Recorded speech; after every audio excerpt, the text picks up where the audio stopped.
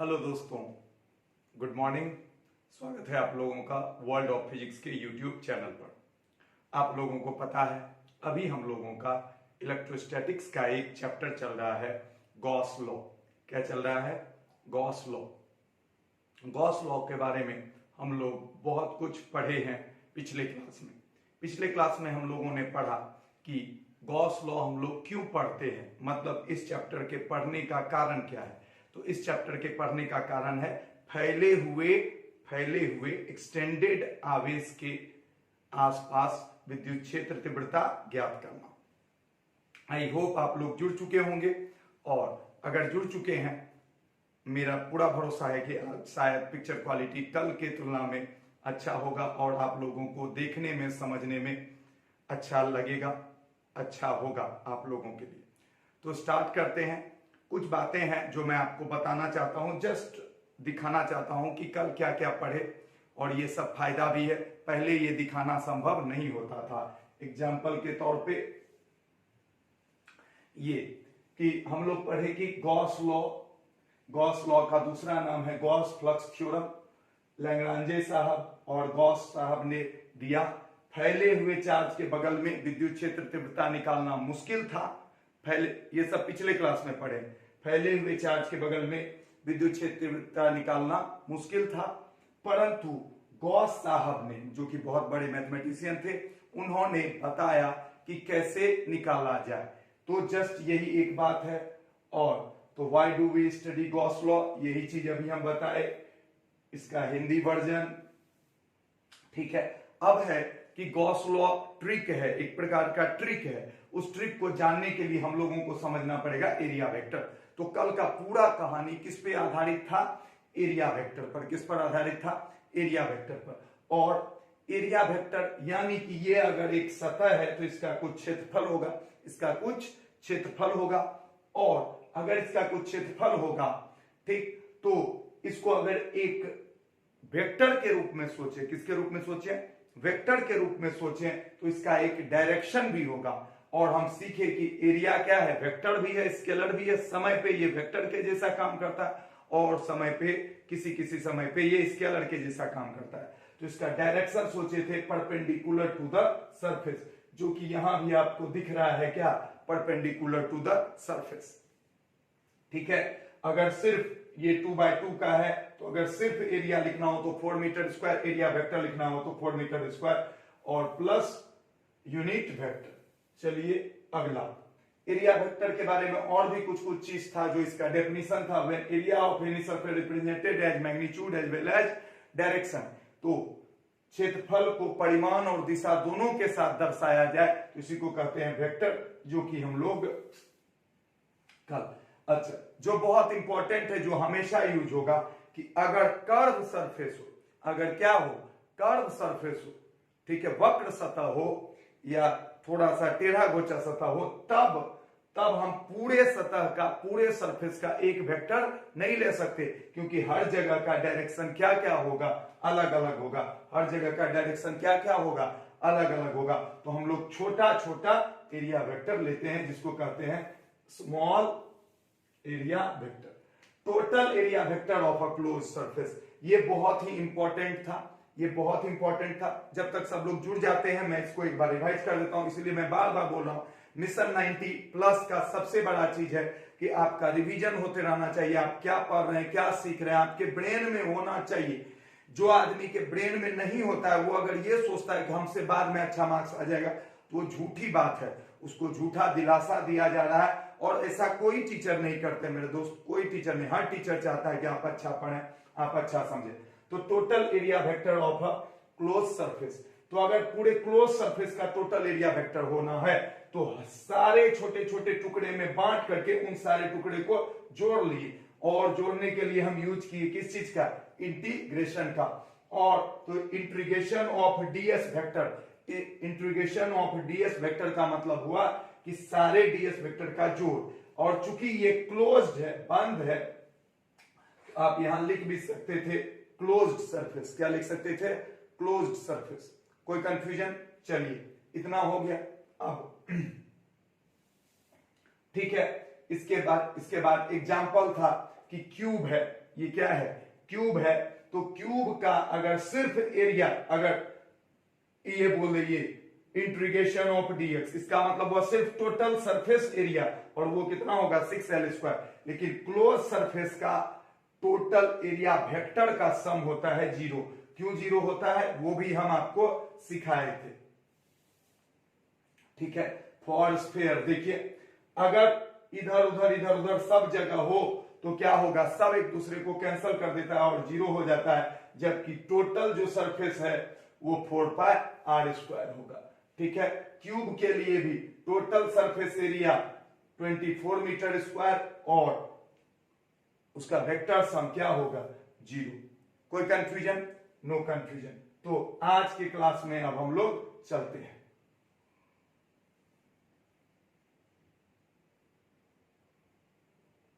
ठीक, तो आज के क्लास के बारे में अब आया आज का क्लास। तो बच्चों अगर स्टार्ट करना होता तो हम यहीं से करते। आज क्लास 12 लेक्चर 2 है।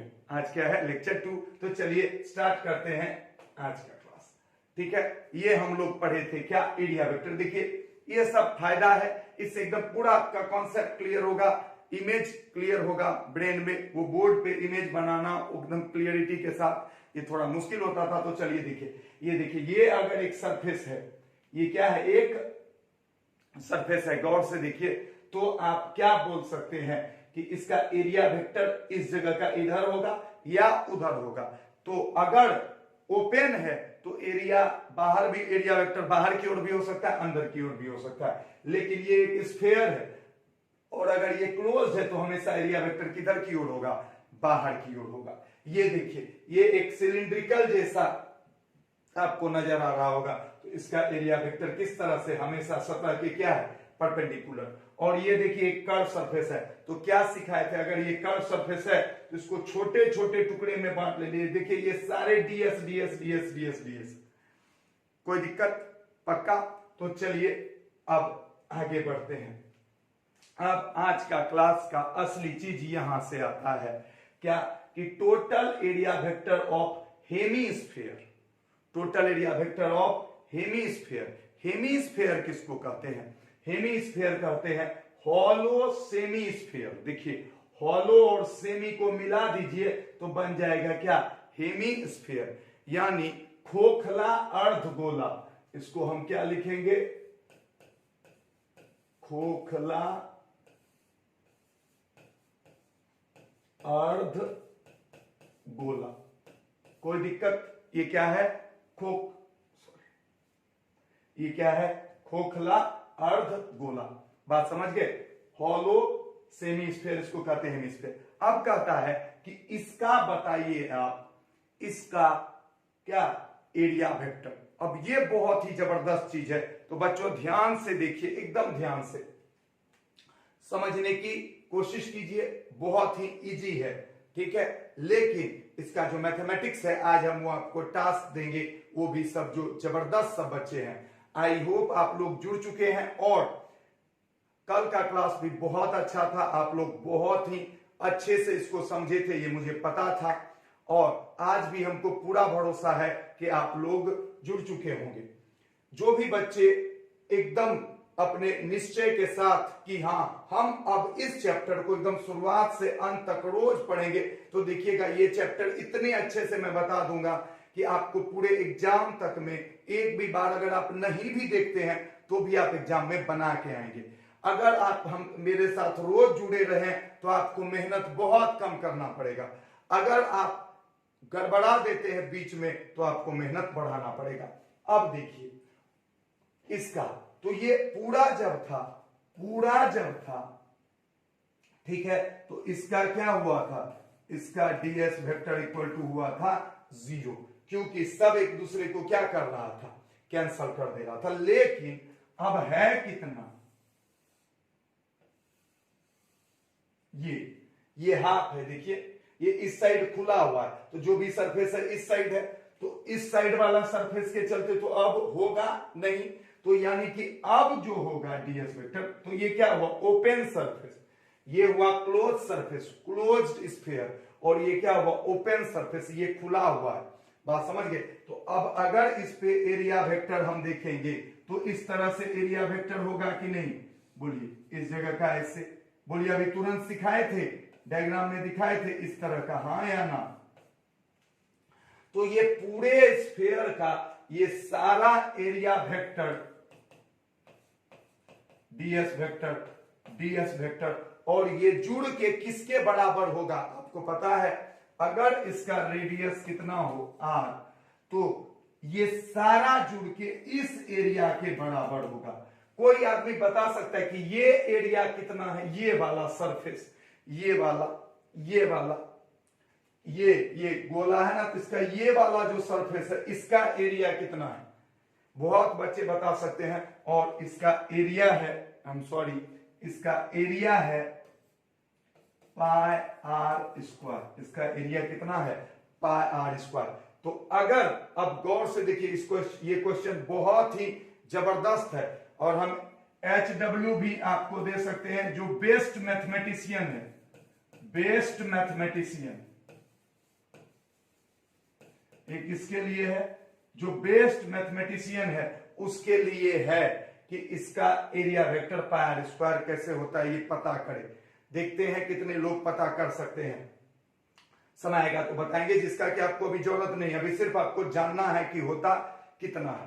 तो अगर इसका सिर्फ ये लिखें, गौर से देखिए ds, तो इसके लिए क्या होगा, ये वेक्टर नहीं लिखा हुआ, यानी कि ये जो सरफेस है इस सरफेस का एरिया, तो पूरे का होता था 4 पाई आर स्क्वायर, तो इसका होगा कितना, 2 पाई आर स्क्वायर, ठीक है। और अगर वेक्टर दे दें, ठीक है, तब इसका मान होता है इस एरिया के बराबर, इस एरिया के बराबर। आगे चल के आपको ये सब चीज समझ में भी आएगा, सीखने को भी मिलेगा। और अगर आप कहीं भी पढ़ चुके हैं, मान लिया जाए अगर आप कहीं भी पढ़ चुके हैं गॉस लॉ और अगर ये सब चीज नहीं देखे हैं, तो आपको थैंक यू बोलना चाहिए एटलीस्ट एक बार हमको, कि नहीं कम से कम हम इसको आपको दिखा रहे हैं। बात समझ में आई। तो इसका मान अगर पूछेगा तो इसका मान होगा पाई आर स्क्वायर, यानी कि इसका जो वेक्टर सम होगा वो इसके बराबर होगा और स्केलर सम जो होगा वो टोटल 2 पाई आर स्क्वायर होगा। तो जल्दी से ये वाला पार्ट लिख लें, और ये एकदम मोस्ट डिफिकल्ट है, ठीक, पर आप अगर इसको ध्यान से देखें तो आप इसको समझ सकते हैं कि ये जो सरफेस है, ठीक है, उस सब का वेक्टर सम अगर देखा जाए, उस सब का वेक्टर सम देखा जाए तो इसके बराबर होगा, और स्केलर सम देखा जाए तो वो आधे सरफेस एरिया के बराबर होगा। ये आपको हम इसलिए अभी प्रूफ नहीं बता रहे हैं क्योंकि ये आपको हम HW दिए हैं। ये प्रूफ क्यों नहीं बता रहे हैं, क्योंकि इसका हम आपको क्या दिए हैं, HW दिए हैं।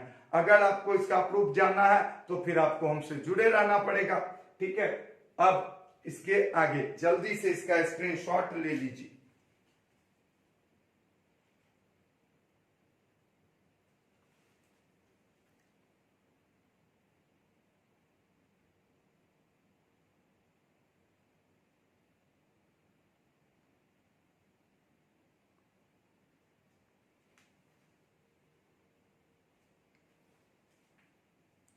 ले लिए स्क्रीनशॉट,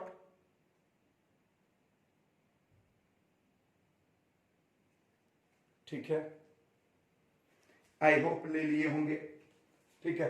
पहले के तुलना में थोड़ा सा पिक्चर क्वालिटी बढ़िया हुआ है या खराब, एक बार बता दीजिएगा, हमको भी पता चले, क्योंकि हम तो इधर आ जाते हैं तो हमको ये पता नहीं चलता है कि कैमरा में कैसा आ रहा है। बात समझ गए। तो चलिए आगे बढ़ते हैं। तो ये बहुत ही इंपॉर्टेंट है और ये बोर्ड लेवल से थोड़ा सा ऊपर है। आगे बढ़ते हैं, ध्यान दीजिएगा। अब आते हैं, देखिए आपके लिए ये सब तैयार करके रखते हैं, बहुत ही मेहनत लगता है, ऐसा नहीं है कि इसमें मेहनत नहीं लगता है। तो चलिए, component of plain area vector, और इसी से पिछले का थोड़ा आपको हिंट भी दे देंगे और आपको 100% समझा भी देंगे। ध्यान से सुनिए।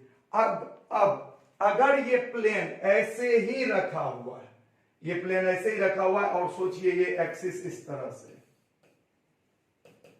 तो एक्स एक्सिस वाई एक्सिस ये प्लेन ऐसे ही रखा हुआ है, इसका एरिया वेक्टर किधर की ओर होगा, ऊपर की ओर। बात समझ रहे हैं, ये एक किताब की तरह ऐसे रखा हुआ है, इसका एरिया वेक्टर किधर की ओर हुआ, ऊपर की ओर। इसमें किसी को कोई कंफ्यूजन नाउ? अब आप गौर से देखिए, अब आप गौर से देखिए, अगर कोई सरफेस ये देखिए, ये एक प्लेन है इस तरह से, और अगर इस तरह से रखा हुआ है, ठीक है, अगर ऐसे रखा होता तो इसका छाया क्या होता? अगर कोई चीज ऐसे रखा होता तो इसका तो छाया पूरा का पूरा इतना बनता कि नहीं बनता, बोलिए तो? इसका छाया कितना बनता? ये ऐसे रखिएगा और ऊपर से धूप पड़ेगा तो इसका छाया तो एग्जैक्टली उतना ही बनेगा। लेकिन अगर ऐसे रखा हुआ होगा, क्या ऐसे रखा हुआ होगा, तो इसका छाया सिर्फ और सिर्फ इतना बनेगा। देखिए आप एक बहुत बड़ा सा चदरा या कुछ ले लीजिए और सूर्य का किरण एकदम ऊपर से नीचे 12 बजे, आप चदरा को ऐसे ऐसे रखिएगा तो आप देखिएगा कि छाया बड़ा बन रहा है। छाया क्या बन रहा है? बड़ा।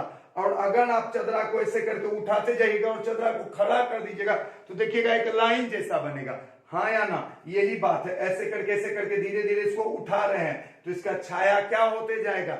उठाते जाएंगे तो जल्दी बोलो, छाया बढ़ते जाएगा कि छाया घटते जाएगा? जल्दी बोलिए। इसको उठाते जाएंगे तो छाया बढ़ते जाएगा कि छाया घटते जाएगा? ऑब्वियसली छाया क्या होते जाएगा? घटते जाएगा।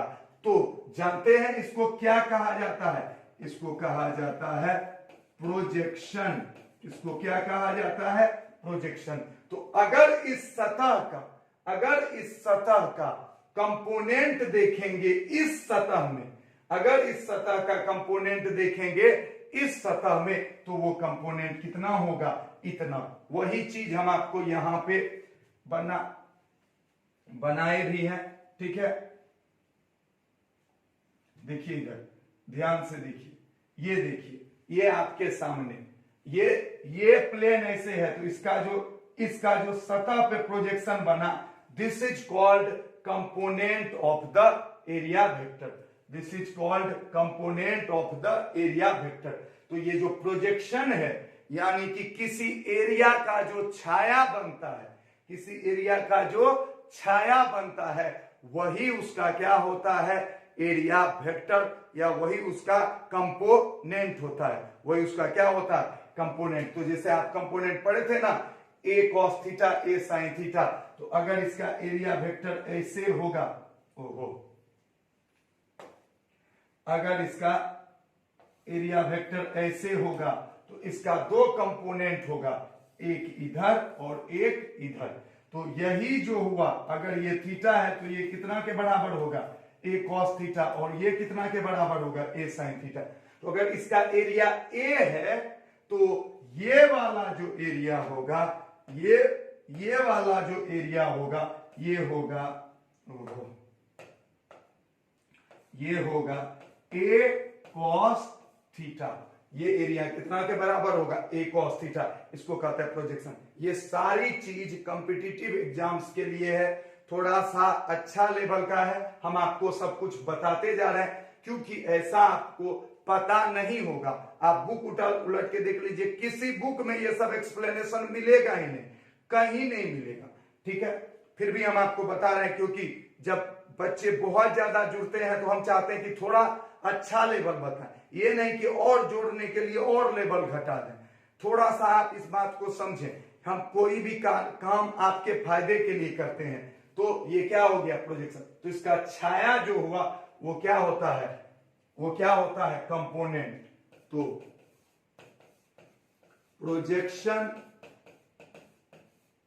Of any area is it's component.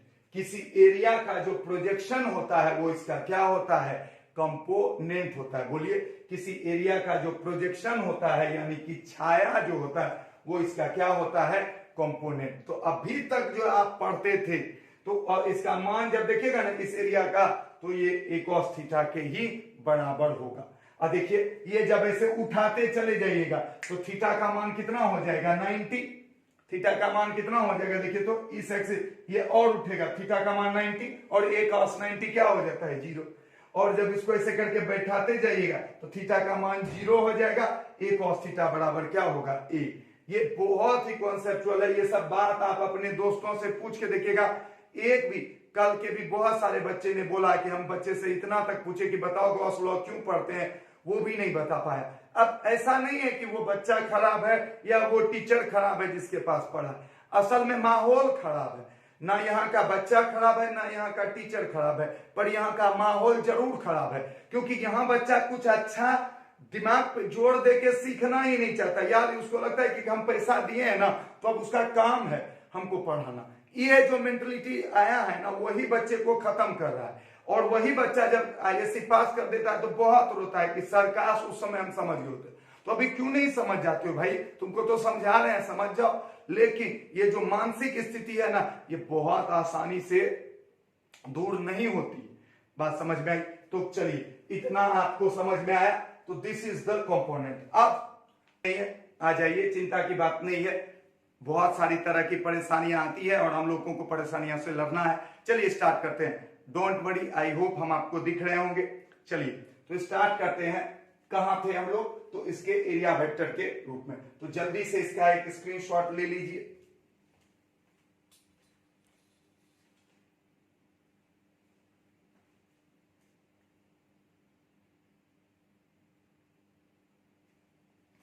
ठीक, अब इससे जस्ट पहले हम क्या पढ़ रहे थे? इससे जस्ट पहले हम पढ़ रहे थे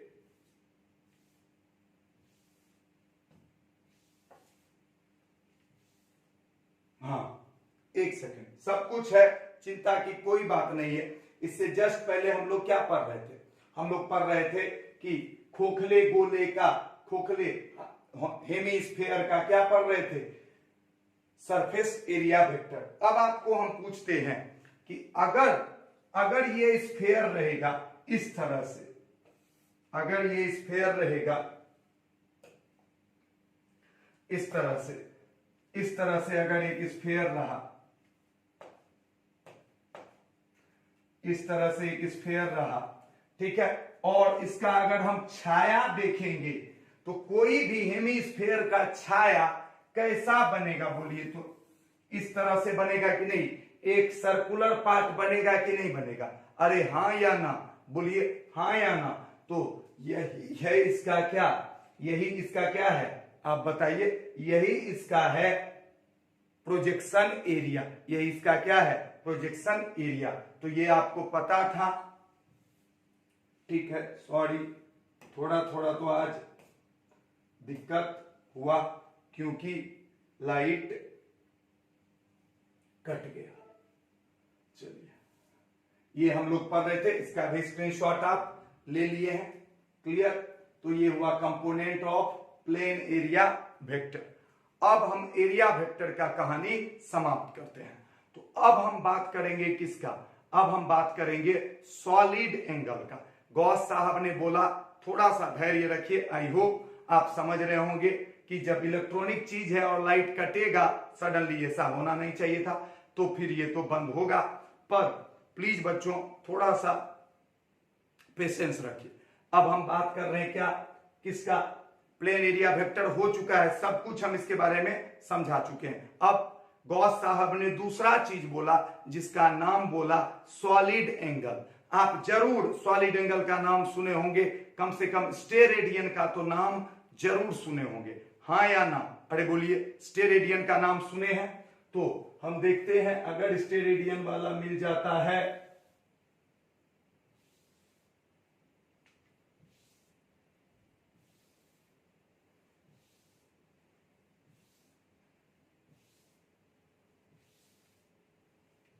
हाँ जी मिलेगा,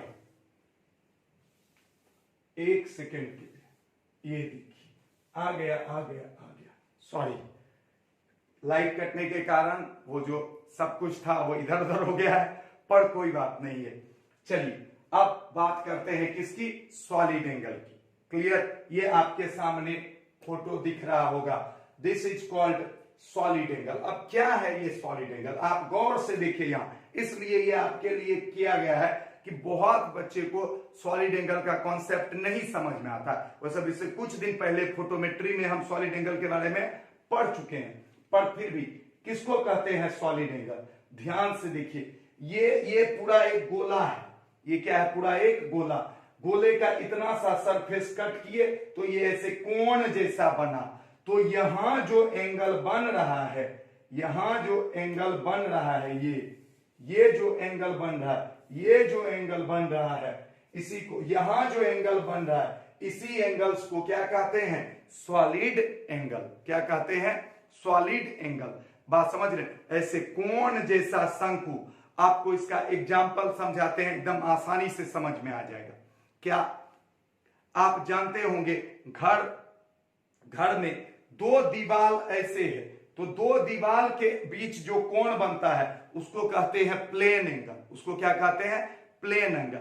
और घर के तीन दीवार के बीच जो कोण बनता है उसको कहते हैं सॉलिड एंगल। घर के ऊपर के छत के, आप अपने रूम जहां भी बैठे हुए, आप अपने रूम के छत पे देखिए, कोने में आपको जो एंगल दिखेगा, that is called solid angle. उसको क्या कहते हैं? Solid angle. कोई कंफ्यूजन?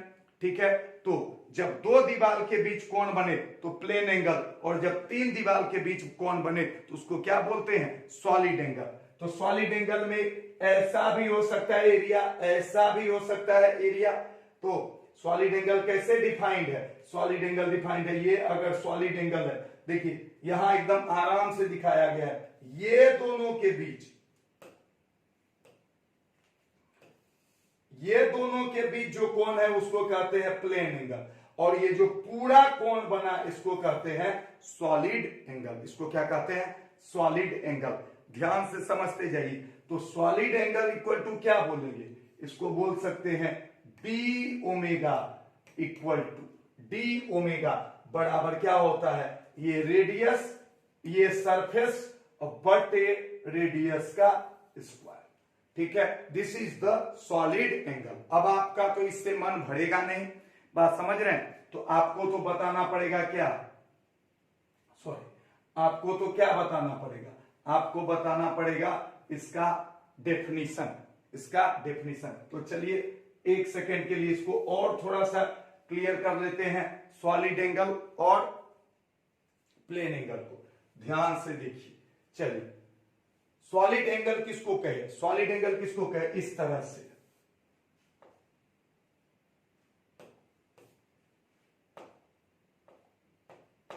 देखिए इधर,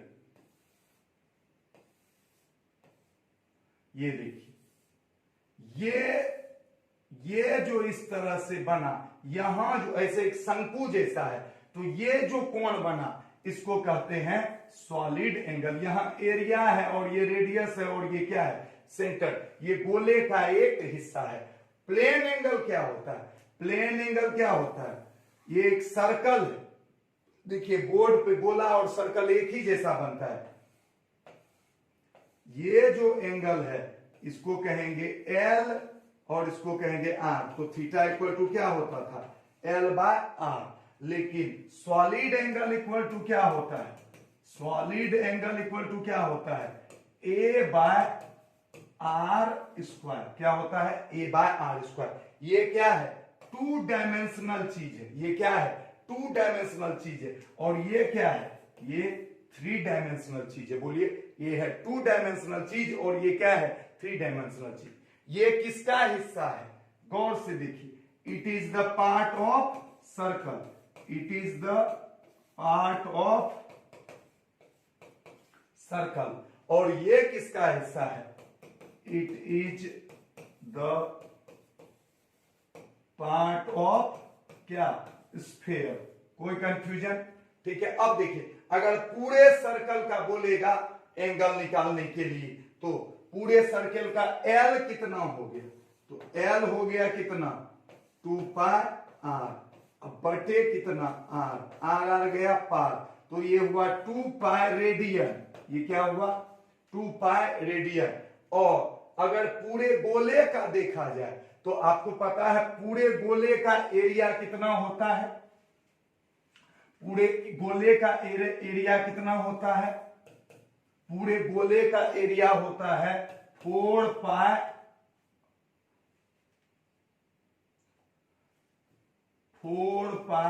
आर स्क्वायर, अब बटे आर स्क्वायर कैंसल, तो उसका आया क्या?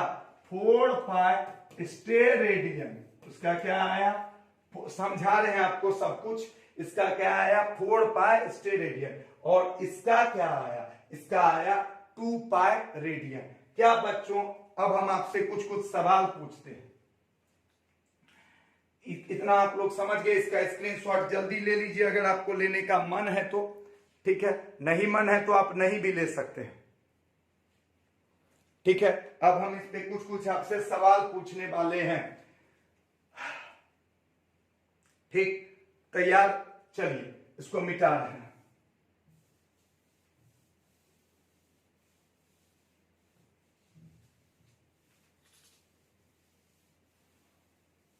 ठीक, ध्यान दीजिए, इस पे हम कुछ कुछ आपसे सवाल पूछते हैं और जल्दी से आप इसका जवाब देने की कोशिश कीजिएगा प्लीज।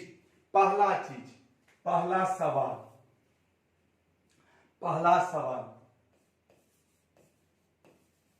ये थोड़ा सा अलग सवाल सब है और इससे जुड़ा भी हुआ है, इसीलिए रेडियन शब्द कहां से आया है? रेडियन शब्द कहां से आया है? ठीक है। दूसरा सवाल, स्टेरेडियन शब्द कहां से आया है? अब नाम तो आप सुनते हैं, देखिए आप हमसे बहुत कुछ पूछते हैं तो हम भी आपसे पूछ रहे हैं। तीसरा सवाल, do you know the proof of, देखिए आपसे पूछा गया क्या आप जानते हैं? ये सब चीज हम आपसे क्यों पूछ रहे हैं, किस लिए पूछ रहे हैं, ये सब आगे धीरे धीरे आपको पता चलेगा। Do you know the proof of, क्या आप प्रूफ जानते हैं? किसका? किसके प्रूफ के बारे में बात कर रहे हैं? ध्यान से सुन लीजिए। पहला,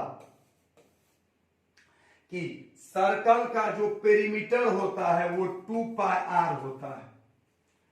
क्यों होता है 2 पाई आर? कौन आदमी नापा कि इसका पेरीमीटर कितना होगा? 2 पाई आर। बी, सर्कल का एरिया जो होता है क्या होता है? पाई। ये क्या है? पेरीमीटर। ये क्या है? एरिया। ये इस सब बात बताने के पीछे का बहुत जबरदस्त कारण है। प्लीज एकदम अभी एक भी आदमी हिलना मत। अगर इसमें से आपको कुछ भी नहीं पता हो तो हिलना मत, ठीक। अब और सी, कि किसी स्फेयर का जो सरफेस एरिया होता है, सरफेस एरिया ऑफ स्फेयर कितना? 4 पाई आर स्क्वायर। और डी, आपको वॉल्यूम ऑफ स्फेयर सुने होंगे, वॉल्यूम ऑफ स्फेयर, ठीक है। किसी गोले का आयतन कितना होता है? 4/3 पाई आर क्यूब। अब आप बताइए इसमें से किसका आप आंसर जानते हैं? कि इस चारों में किसी का प्रूफ आप जानते हैं? इस चारों में से किसी का प्रूफ आप जानते हैं? और ये दोनों कहां से आया क्या आप जानते हैं? इसमें 99% लड़के का कोई भी चीज का जवाब नहीं होगा, परंतु सुनते जाइए। परंतु आप याद तो किए थे, आपको तो पता है कि पेरीमीटर होता है 2 पाई आर, यानी परिधि, एरिया होता है पाई आर स्क्वायर। अब सवाल क्या होता है? देखिए होता क्या है, 10th तक आपका ब्रेन कैसा होता है? आपको जो टीचर बोलता है 8th में, 9th में, 10th में, वो आप आराम से पढ़ते हैं, आपको लगता है कि नहीं। देखिए बहुत जबरदस्त बात है। सोचिए चारों चीज आपको याद है, कोई चीज कहां से आया आपको पता नहीं। कितना जबरदस्त बात है। एक भी बच्चे को नहीं पता है कि ये वॉल्यूम कहां से आया, 4/3 pi r square, pi r cube कहां से आया, किसी को नहीं पता है, पर याद सबको है। तो ये बहुत अच्छी बात है। पर ये जो आपका नेचर है ना, ये 12th में बदल जाता है। या तो आप 12th में पढ़ते ही नहीं है, या अगर साधारण टीचर के पास पढ़ते हैं ना तो बाल की खाल निकालना शुरू कर देते हैं और एक्चुअल कॉन्सेप्ट पे ध्यान नहीं देते हैं। देखिए किस चीज का कारण जानना चाहिए और किस चीज का कारण नहीं जानना चाहिए, ये आपको समझना बहुत जरूरी है। जबकि इस चारों चीज का प्रूफ है पर आपको पता नहीं है, फिर भी आप जिंदा हैं और आप IITian भी बन सकते हैं, आप मेडिकल निकाल सकते हैं, आप IAS कंप्लीट कर सकते हैं बिना इसका प्रूफ जाने। चूंकि ये याद है, पर अगर ये आपको याद नहीं है ना तो आपसे कुछ नहीं होगा। ये बात समझना बहुत जरूरी है कि कोई चीज याद रखना पड़ता है और कोई चीज का प्रूफ समझना पड़ता है। ये आपके विवेक और आपका टीचर पे भरोसा से ही साबित होगा। लेकिन हाँ, अब ये नहीं कि इसका गलती याद कर ली कि अब टीचर पे मेरा भरोसा था, टीचर बोल दिया 4/6 पाई आर स्क्वायर, हम यही रट लिए। वो वाला बात नहीं है, ऐसा भरोसा नहीं होना चाहिए। ऐसा भरोसा होना चाहिए कि अगर बुक में दिया हुआ है तो हम याद कर लेंगे, अगर बुक में कारण दिया हुआ है तो फिर हम कारण भी जानेंगे। यानी कि बुक के हिसाब से चलना है। बुक में अगर रिमेंबर दिया हुआ है तो आपको रिमेंबर के लिए जाना है, और बुक में अगर इसका कॉन्सेप्ट दिया हुआ है तो आपको कॉन्सेप्ट की तरफ जाना है। क्योंकि बुक आपको इसीलिए सेट किया जाता है कि आप कॉन्सेप्ट और रिमेंबर थिंग में अंतर समझ सके। बच्चा क्या होता है, कॉन्सेप्ट को रटता है और रटने वाले चीज को जानने की कोशिश करता है। एकदम गलत बात। तो चलिए इसको अभी हम आपके सामने मिटा रहे हैं। आपके ब्रेन में कुछ चीजें बतानी बहुत जरूरी थी, ठीक है। अब बताते हैं रेडियन और स्टेरेडियन कहां से आया है। 1 मिनट के लिए ध्यान से सुन लीजिए, फिर हम आगे बढ़ेंगे। सॉलिड एंगल के बारे में सब कुछ हम लोग समझ चुके हैं, ठीक है। रेडियन और स्टेरेडियन के बारे में हम लोग पढ़ रहे थे। रेडियन जो वर्ड आया है वो रेडियंट से आया है। रेडियंट, रेडियंट क्या होता है, किसी बल्ब से जो ऊर्जा निकलता है इसी को कहते हैं रेडिएशन। इसको क्या कहते हैं, रेडिएशन, विकिरण। याद है आपको, आप कभी सोचे भी नहीं होंगे कि विकिरण, किसी बल्ब से जो रेडिएशन निकलता है उसी को हिंदी में कहते हैं विकिरण, और उस रेडिएशन से आया वर्ड रेडियंट। तो जो इस निकलने की घटना को कहते हैं रेडिएशन, और निकलने वाले एनर्जी को कहते हैं रेडियंट, और उसी में से आया क्या, रेडियन। बात समझ गए। तो क्योंकि वो एंगुलर जैसे निकल रहा है, ऐसे निकल रहा है, ऐसे निकल रहा है, इसीलिए इसको क्या कहा गया, रेडियन। सोचिए, ये बात भी आप नहीं जानते होंगे।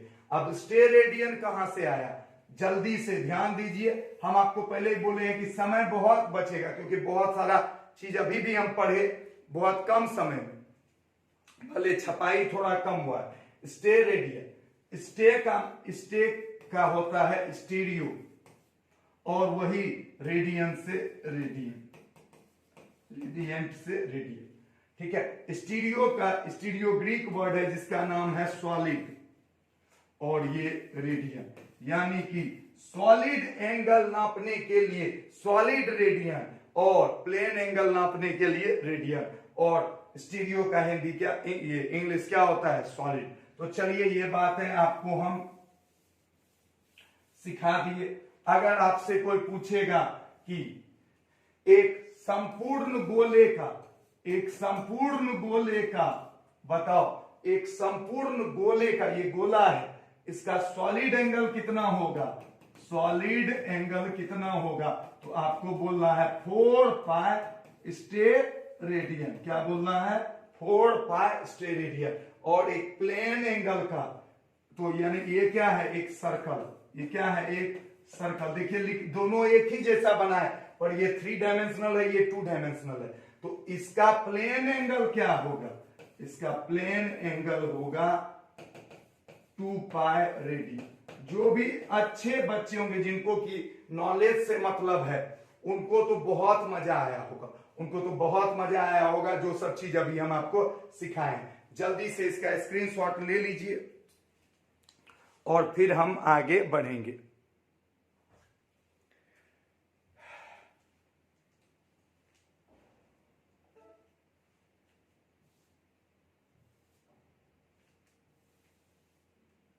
ठीक, अब हम सॉलिड एंगल का डेफिनेशन वगैरह सब कुछ यहाँ आपके लिए लिख के रखे हैं, क्योंकि आप कितनों पढ़ा लीजिए, जब तक आपको लिखने के लिए कुछ नहीं दिया जाएगा आपका मन खुश नहीं होता है। तो चलिए, solid angle, the ratio of area of curve part of a sphere.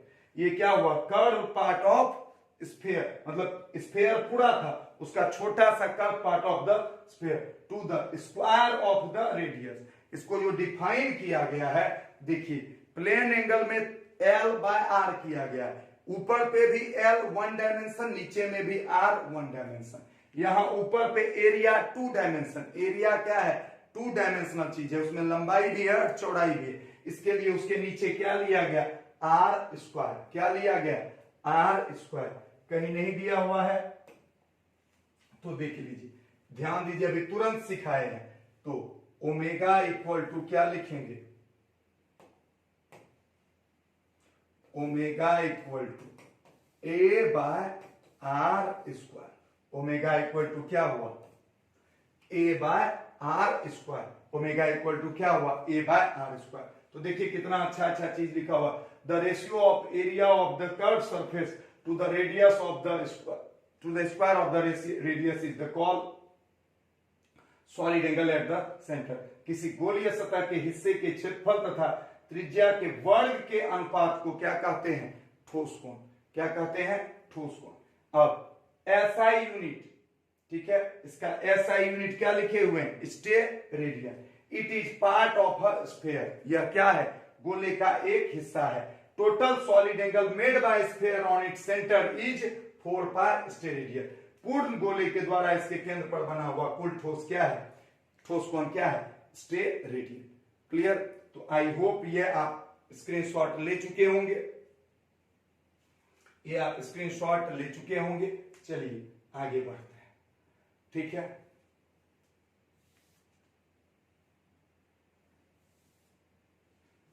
ध्यान दीजिए, अब इसके बारे में एग्जाम्पल्स। एग्जाम्पल्स पहला,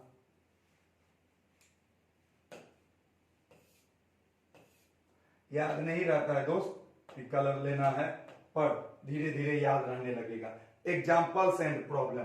पहला अगर आपसे लिया जाए, पहला क्या कि अगर हाफ है,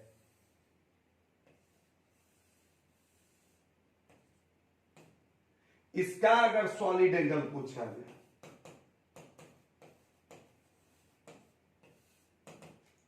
हाफ स्फीयर का सॉलिड एंगल पूछा जाए, तो देखिए इसका रेडियस तो होगा R और इसका पूरा का सरफेस ये क्या है, हेमीस्फीयर। ये क्या है, हेमीस्फीयर।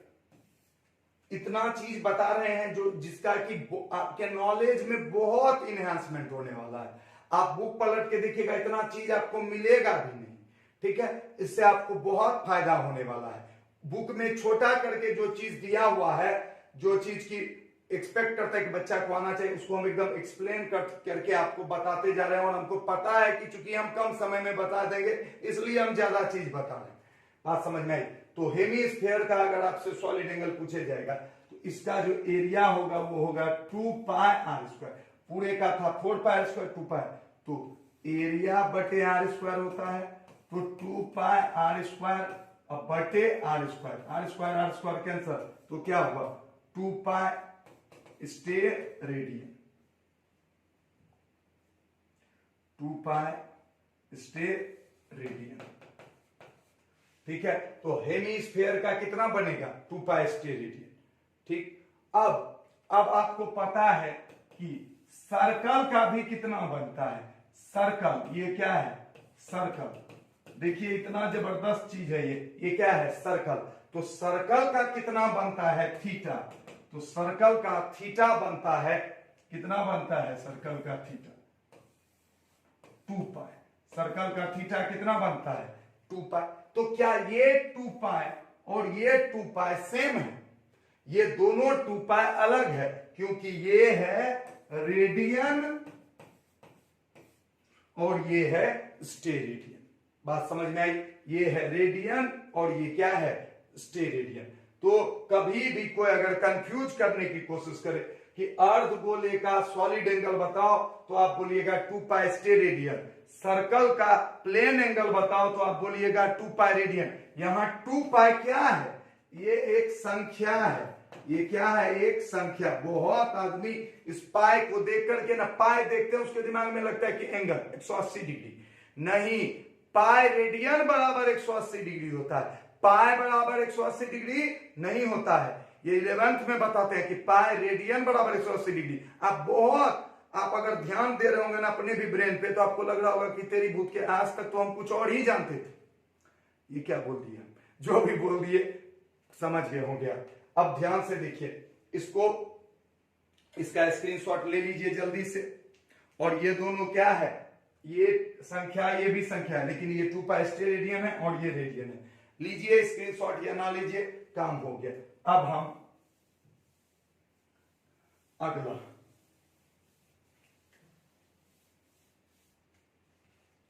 ठीक है, 3 नंबर क्वेश्चन। ये क्वेश्चन आपके लिए होमवर्क होगा, इसके आगे भी हम लोग पढ़ेंगे,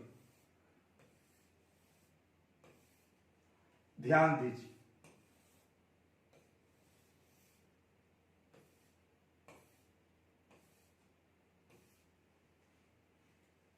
एकदम ध्यान से देखिए। ये क्या है? क्यूब। ये क्या है? क्यूब। जानते हैं इस जगह जो एंगल बनेगा, ये सरफेस और ये सरफेस, ये जो एंगल बनेगा ना, ये जो एंगल बनेगा ये होगा प्लेन एंगल। और इस कॉर्नर पे जो एंगल बनेगा यहां, ये होगा क्या? Plane angle. और इस कॉर्नर पे जो बनेगा ये बनेगा क्या? Solid angle. सच सच बताइए, एक भी बच्चा, ये प्लेन एंगल का मान तो जरूर होगा 90 डिग्री, यानी कि इसको आप लिख सकते हैं π/2 रेडियन। लेकिन कोई बता सकता है कि किसी घर के, किसी क्यूब के ऊपर कॉर्नर पे जो सॉलिड एंगल बनता है वो कितना बनता है? कोई भी आदमी बता सकता है?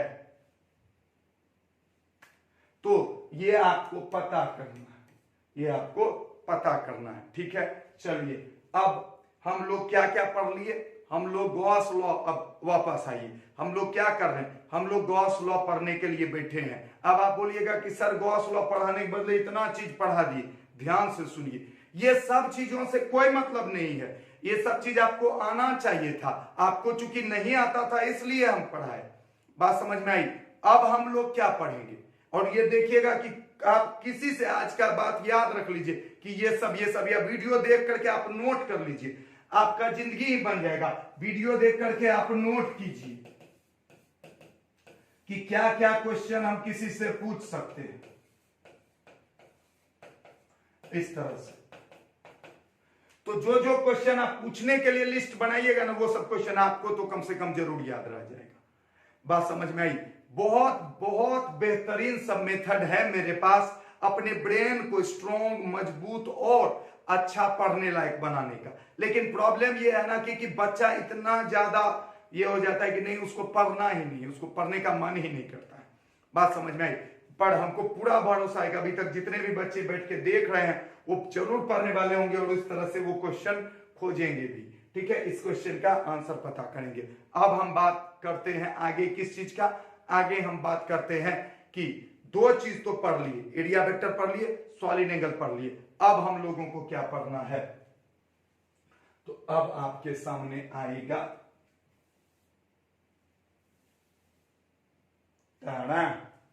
This is electric flux, this is electric flux. देखिए हम लोग बहुत बढ़िया से व्यवस्था किए थे, एक लाइट कट के पूरे व्यवस्था को चरमरा दिया।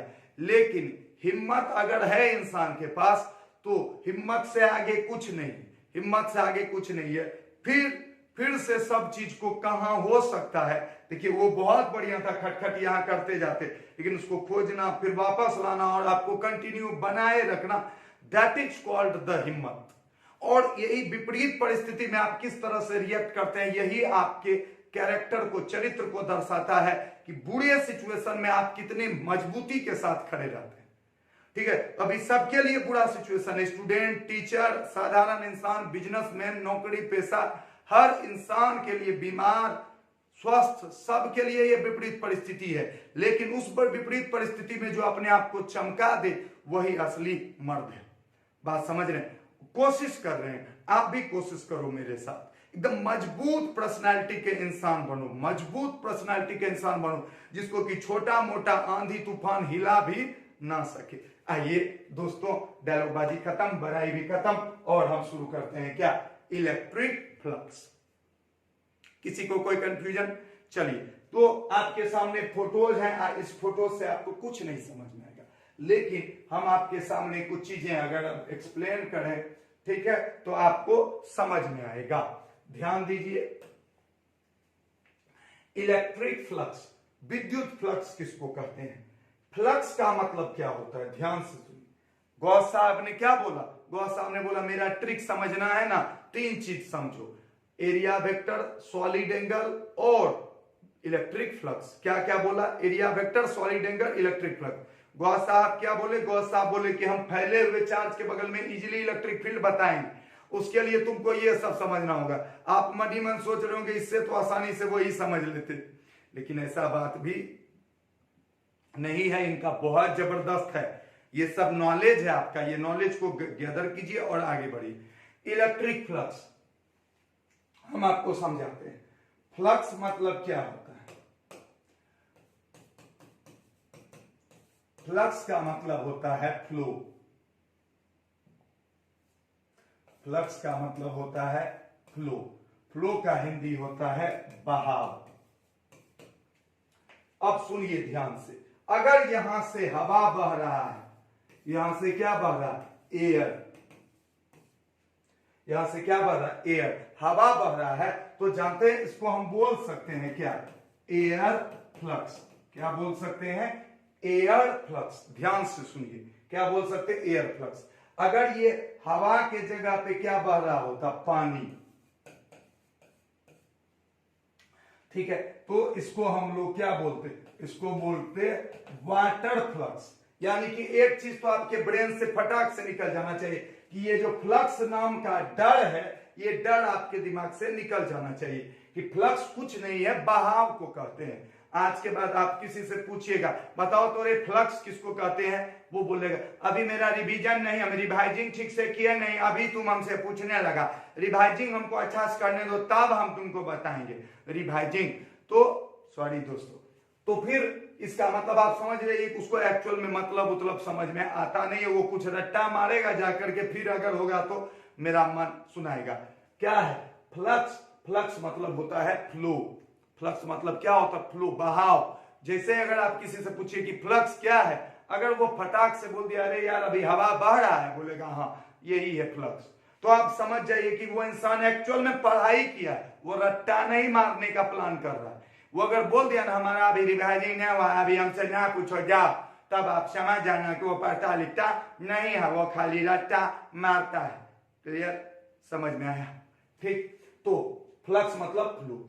कोई भी चीज का, यहां दूध बहा दो तो इसको क्या बोलेंगे? इसको बोलेंगे दूध फ्लक्स। अरे बोलो ना भाई, इसको क्या बोलेंगे? दूध फ्लक्स।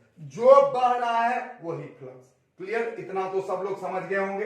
अब तो इलेक्ट्रिक फ्लक्स किसको कहेंगे? इलेक्ट्रिक फ्लक्स किसको कहेंगे? Electric flux.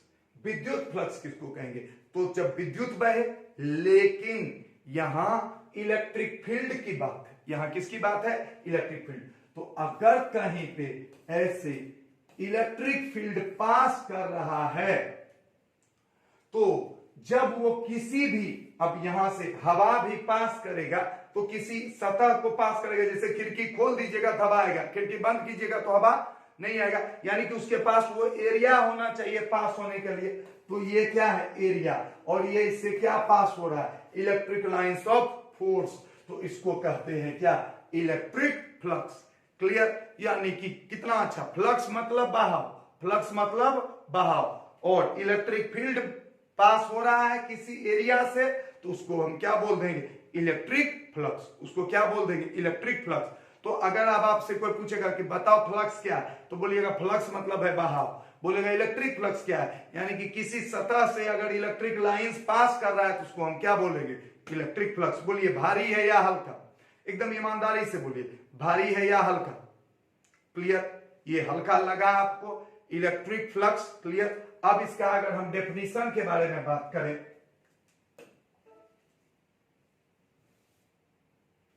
ठीक है, मिल जाए डेफिनेशन, मिल गया डेफिनेशन। ध्यान से देखिए, कहता है total number of electric lines of force passes through any surface area is called electric flux. Electric flux क्या, electric flux through that area. Electric flux क्या, थ्रू दैट एरिया।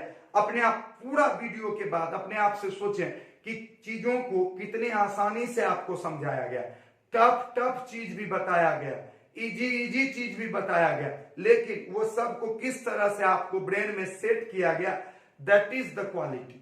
अगर आपको पसंद आता है तो वही मेरी क्वालिटी है। अगर बीच में मान लीजिए कि बीच में एक टफ चीज आया और कोई बच्चा भाग गया, जो भी बच्चे देख रहे हैं वो समझेंगे सुनेंगे। बीच में कोई टफ चीज आता है, बच्चा भाग जाता है, जैसे ही बच्चा टफ चीज देखता है वो सबसे पहला काम करता है कि नहीं हमको नहीं।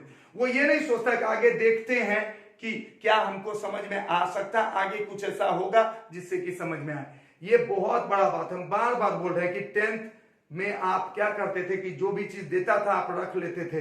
अभी क्या है, कभी आप उसको बैल का दांत गिनने लगते हैं कि नहीं हमको समझ में आएगा तब तो हम देखेंगे, तो नहीं। मतलब हम ये नहीं सोचेंगे पहले हम इसको देख तो लें। इसलिए टफ चीज कोई नहीं बताता है, हल्का चीज आसानी समझ में आता है, आप देख लेते हैं, और लेकिन नंबर नहीं आता है। आज मतलब कल की बात है कि एक बच्चे से मिले, वो बच्चा अभी बहुत पछताता है कि काश सर उस दिन आपका ट्यूशन नहीं छोड़े होते। वो आया मेरा ट्यूशन, संजोग ऐसा था कि कुछ टफ चीज बता रहे थे, वो निकल गया, लेकिन अब वो पछताता है कि जानते हैं सर हमसे बहुत बड़ी गलती हुई थी। देखिए, वो हो सकता है मेरा दिल भी रखने के लिए बोलता हो, लेकिन ऐसा सब लड़के के साथ होता है। इस चीज से बचने की कोशिश कीजिए। टफ और हल्का कुछ नहीं होता है, सब कुछ जानना है आपको, सब कुछ ज्यादा से ज्यादा। तो किसी सतह से गुजरने वाली कुल विद्युत बल रेखाओं की संख्या को क्या कहते हैं, विद्युत फ्लक्स कहते हैं। यानी कि ये एक सतह हो गया, इससे क्या पास कर गया, इलेक्ट्रिक लाइंस ऑफ फोर्स, और इसको क्या कहते, एरिया। तो ये जो गुजरा दैट इज कॉल्ड फ्लक्स। तो ज्यादा गुजरेगा तो ज्यादा फ्लक्स, कम गुजरेगा तो कम फ्लक्स। अब आपको हम 2-3 को एग्जांपल देंगे और आपको फटाक से बताना कि किसमें फ्लक्स ज्यादा है और किसमें फ्लक्स कम। क्लियर बताइएगा।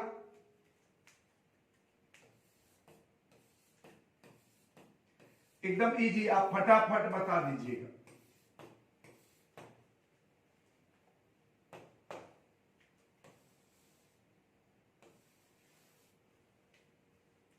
ठीक है, ए बी बताइए। तो ए से ज्यादा फ्लक्स गुजर रहा है कि बी से? जल्दी जवाब दीजिए। ए से ज्यादा, एकदम आपको मजाक लग रहा हो भाई, कुछ है ही नहीं। ए से ज्यादा फ्लक्स गुजर रहा है कि बी से? जल्दी बोलो। ए से ज्यादा फ्लक्स गुजर रहा है कि बी से? सबका जवाब सही है ऑलमोस्ट। किससे? बी से, क्योंकि बी का एरिया ज्यादा है, ज्यादा लाइन गुजर रहा है। खिड़की बड़ा खोल दीजिएगा तो ज्यादा हवा आएगा, खिड़की छोटा सा खोलिएगा तो कम हवा आएगा। कितना सिंपल है ये सोचो। अगर इसको तुम बोलते हो कभी अपनी जिंदगी में हमसे रिवाइजिंग नहीं हुआ है, तो मतलब उस दिन अपना नाम कुछ घटिया सा लिख लेना यार। तुम्हारे पास दिमाग ही नहीं है कि तुम इसको समझ के याद रख लो। अरे उसमें कुछ है ही नहीं तो तुम इसमें याद क्या करोगे, रिवाइजिंग क्या करोगे? तुम्हारा नाम कोई पूछता है तो कभी बोले हो हम अभी रिवाइजिंग नहीं किया, हम अपना सर्टिफिकेट देख के आपको बताएंगे, नहीं तो आधार कार्ड निकाल के हमको एक बार देखने दीजिए मेरा नाम क्या, रिवाइजिंग नहीं हुआ है। अरे बाप, ये कोई तरीका भाई? हर बात में रिवाइजिंग नहीं हुआ, हर कुछ बात पूछो रिवाइजिंग नहीं हुआ है। मतलब पापा का नाम रिवाइजिंग नहीं हुआ है, गांव का नाम अभी हमारा रिवाइजिंग नहीं, हम गांव का नाम कैसे बताएंगे आप? अरे गजब यार, समझ रहे हो, हर बात में रिवाइजिंग नहीं करना है। तो ए बी क्लियर, आपको कुछ चीजें याद रहना चाहिए। तो किसमें फ्लक्स ज्यादा होगा, बी में। अब दूसरा आ देते हैं,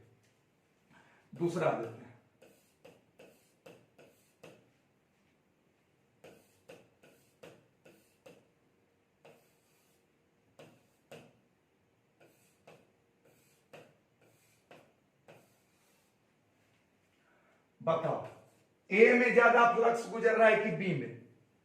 थोड़ा एक और लाइन दे देते, चलिए। ए में ज्यादा फ्लक्स गुजर रहा है कि बी में? जल्दी बताइए, जल्दी फास्ट आंसर दीजिए। कुछ है ही नहीं यार, मजाक है। ए में ज्यादा फ्लक्स गुजर रहा है कि बी में? बोलो बोलो ना। ए में। यहां क्या ज्यादा है? यहां इसका एरिया ज्यादा है। और यहां में क्या ज्यादा है बोलिए तो? ए के साइड यहां पे लाइन घना है, और जहां पर लाइन घना होता है वहां विद्युत क्षेत्र का मान ज्यादा होता है। अगर ये E1 लीजिए, ये E2 लीजिए, तो इस केस में क्या है? E1 ग्रेटर देन E2 है। और इस केस में क्या है? अगर इसका एरिया A1 लीजिए और इसका A2 लीजिए, तो A2 ग्रेटर देन A1 है।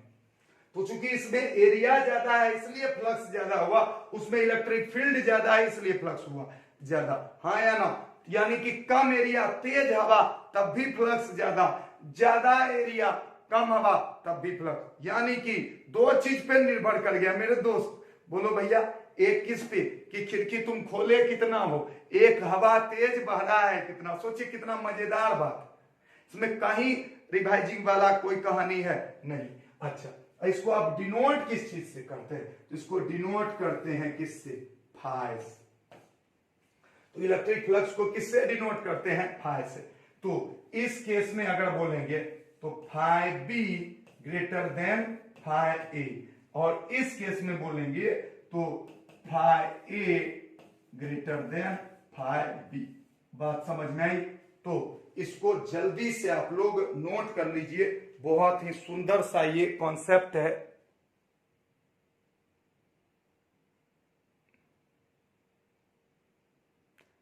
क्या हो गया जी? टाइम हो गया क्या? पक्का कि अभी नहीं हुआ है? चलिए, तो हो गया है तो बहुत अच्छी बात। इसका जवाब दे दीजिए, जवाब आप दे दिए, ठीक है। तो इतना आज के लिए याद रखिएगा, और कल हम जब बात करेंगे फ्लक्स का तो आपके ब्रेन में एकदम बहाव, हवा का बहाव रहना चाहिए, दूध पानी जो बहाना है बहाव, ठीक है। आई होप आज भी आपको क्लास पसंद आया होगा। कल के क्लास को आप लोगों ने बहुत पसंद किया था, आज के क्लास पे भी इसी तरह प्यार बरसाइए। और आप जितना प्यार अपने क्लास अपने कंटेंट से करेंगे उतना ही समझिए आप अपनी जिंदगी से प्यार कर रहे हैं।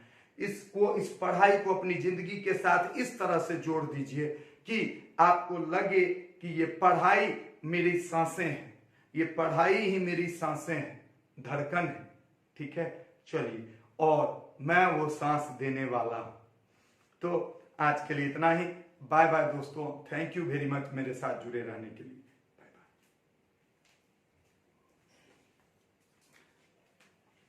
और एक चीज हो सकता है कि आज शाम में भी क्लास हो सकता है कि आज शाम में भी क्लास हो, आप लोगों को नोटिस पहुंच जाएगा, ठीक है। अगर आज शाम में क्लास हुआ, और शाम का क्लास और बेहतरीन होने वाला है, पर देखते हैं क्या हो पाता है।